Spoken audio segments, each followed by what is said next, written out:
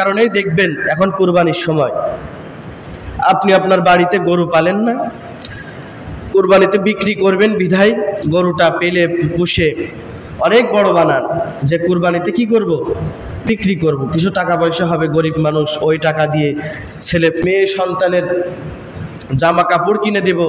এই কারণে গরুটা কিন্তু কিছু কিছু সময় ছেলে পিলের চাইতেও, আপনার ছেলে মেয়ের চাইতেও গরুকে মহাব্বত বেশি করা হয়ে যায়, ঠিক না? তাকে প্রতিটা দিন ছোট বাচ্চাকে যেভাবে গোসল করান তেমনইভাবে আপনার ওই বড় গরুটাকেও কিন্তু ওইভাবে শ্যাম্পু দিয়ে সুন্দরভাবে হুইল পাউডার দিয়ে সুন্দর করে গোসল করান না ভাই?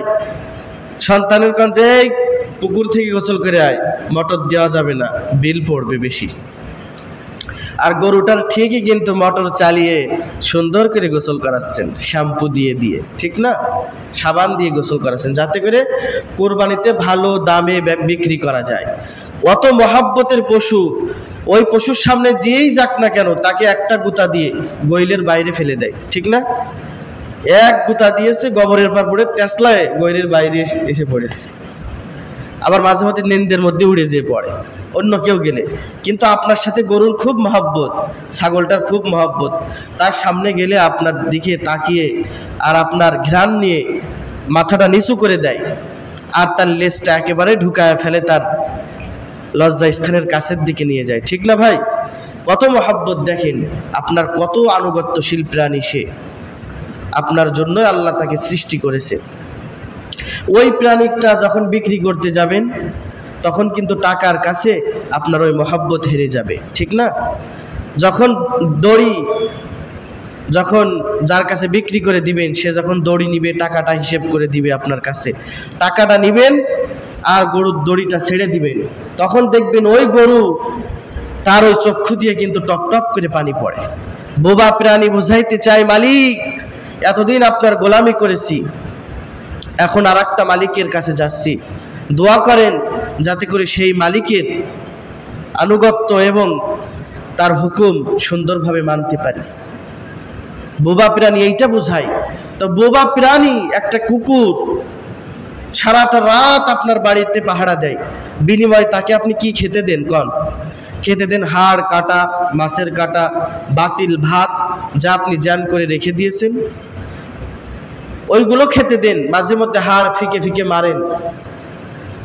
ওই বোবা প্রাণীর কুকুর সারা রাত কুকুর আপনার বাড়ি পাহারা দেয়, সকালবেলা দেখবেন কুকুরের চক্ষু দুইটা লাল হয়ে গেছে, তখন যদি আপনি কুকুরটাকে ধমক দিয়ে বের করে দেন কিংবা তাকে আঘাত করেন, কুকুর কিন্তু দৌড় মারবে।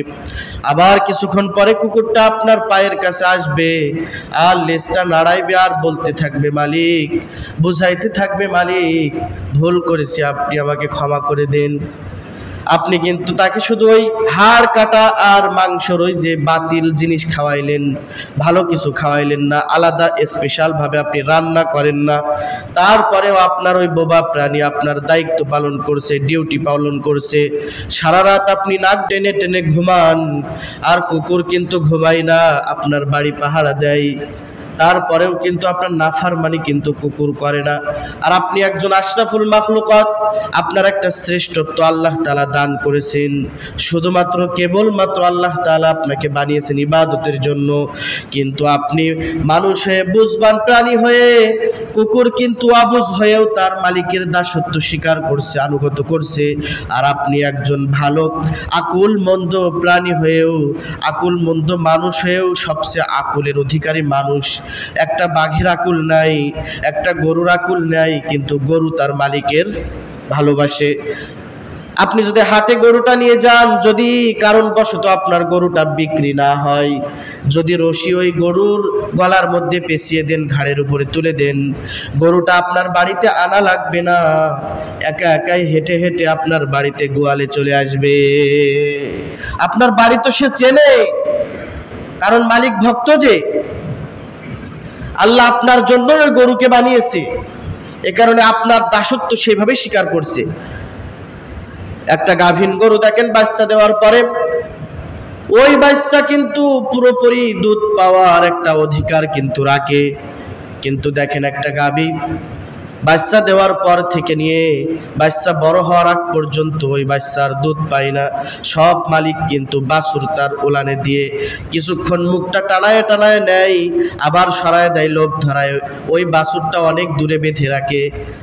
যখন দুধ দোয়াবেন দেখবেন ওই বাছুর মাঝে মধ্যে তার মায়ের দিকে তাকায় আর করুণ সুরে ডাকতে থাকে, মা দুধ না আমি খাবো। কেন তুমি তাদেরকে দিচ্ছ? কিন্তু মা বুঝাইতে চাই দ্বিতীয় ডাক দিয়ে, সন্তান তুমি তো আমার সন্তান, এরা আদম যা নিবে তাদের জরুরত পূরণ করার পরে যা কিছু অবশিষ্ট থাকবে ওইগুলো তুমি পান করবা, কষ্ট পেও না। দেখবেন গর্ভবতী গরু বাচ্চা দেওয়ার পরে চোখ দিয়ে পানি পড়ে, এগুলো তো খেয়াল করেন না। গরু তো তাদের কষ্ট নেই এই মনে করে। এই যে আপনি তাদেরকে দিয়ে এমন খেদমত নিচ্ছেন, কিন্তু আপনি আল্লাহর খেদমত করছেন না। আল্লাহ অবশ্যই আপনার কাছে জিজ্ঞাসা করবে, আমি যে তোমার খাদেম বানাইলাম, এত পশুকে ইচ্ছা মতন মরক জবি করেছো আর খেয়েছো, ইচ্ছা মতন রাজা জবি করেছো খেয়েছো, চিনে জবি করেছো খেয়েছো, গরু জবি করেছো খেয়েছো, কোনো বাধা নাই। তবে তোমার যে কাজ গোলাম সেই কাজ কি তুমি করেছো? বলো। তাদের জন্য তোমাকে সৃষ্টি করিনি, বরং তাদেরকে সৃষ্টি করেছে তোমার জরুরতের জন্য। জরুরত মিঠাও, কোনো সমস্যা নাই। তোমার যত জরুরত আছে হাল, সকালবেলা মাঠে চলে যাও দুইটা গরু নিয়ে, নাঙল নিয়ে, সারা বিকাল বেশই টানেন, নাঙল দেন আর পিটান, পিছন দিক থেকে পিটান, সারাদিন আপনি ওকে দিয়ে বোঝা পাওয়ান। কখনো ওই গরু কিন্তু বলে না, মালিক এবার একটু বাদ দেন না, খিদে লেগেছে তো, বাদ দেন, এ কথা বলে না। আপনার দাসত্ব স্বীকার করছে, কারণ রব যে বলে দিয়েছে, রব যে বুঝাই দিয়েছে যে খবরদার বনি আদমের সাথে বিয়াদবি করবা না। আপনি কত বড় বাহাদুর হয়েছেন, একটা গরুর সাথে কি পারবেন? একটা গরু কুরবানির সময় দেখা যায় একটা গরুকে আমরা 10-12 জন, 15 জন, 20 জন ঠেকায় রাখতে পারি না। এমন লাথি দেয়, একজন পরে ওই দূরে আর একজন পরে আর এক জায়গায়। দেখেননি এমন ঘটনা ঘটেছে না? এক লাথি দিয়েছে, উড়ে যে 10 হাত দূরে পড়েছে। গরুর সাথে কি পারবেন আপনি? তারপরে একটা গরু আপনার কাছে মহাব্বতে কাবু হয়ে গেছে, আপনার দাসত্ব স্বীকার করছে, সে গরু হয়ে এত শক্তি রেখেও আপনার গোলামি করছে। আর রব আপনার আকল দিয়েছে, আপনার বিবেক দিয়েছে, আপনার শক্তি সামর্থ্য দিয়েছে, আর আপনি আল্লাহর গোলামি করছেন না কেন ভাই? এই প্রশ্নের জবাব আপনি দেন, নিজেই প্রশ্ন করেন তো দেখি।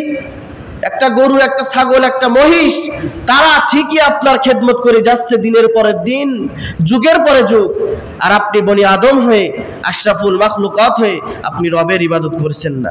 এটা কি ঠিক হচ্ছে? এটা আপনি অন্যায় করছেন না ভাই? কথা কন না কেন? যারা মাইকের আওয়াজ যাদের কানে যাচ্ছে, আপনি কি অন্যায় করছেন না? মা বোন, আপনার কি করা দরকার? আপনি কি করছেন সারাটা দিন? রব আপনার এত নিয়ামত দিল, এত কিছু দিল, আর আপনি রবের ইবাদত করতে পারছেন না। আপনার ঠিকই আপনার পশুগুলো আপনার দাসত্ব স্বীকার করছে। পশু আপনি বড় করছেন, বিক্রি করছেন, কারোর ক্ষমতা আছে ওই নাপাক পানি থেকে একটা পশু একটা গাভীনের পেট থেকে বের করবে? কারোর ক্ষমতা নাই। অথচ মনে করছেন আমার গরু, আমার সব। রব আপনাকে দিয়েছে, রব আপনার সম্পদ দিয়েছে, রব আপনার রিজিক দিয়েছে।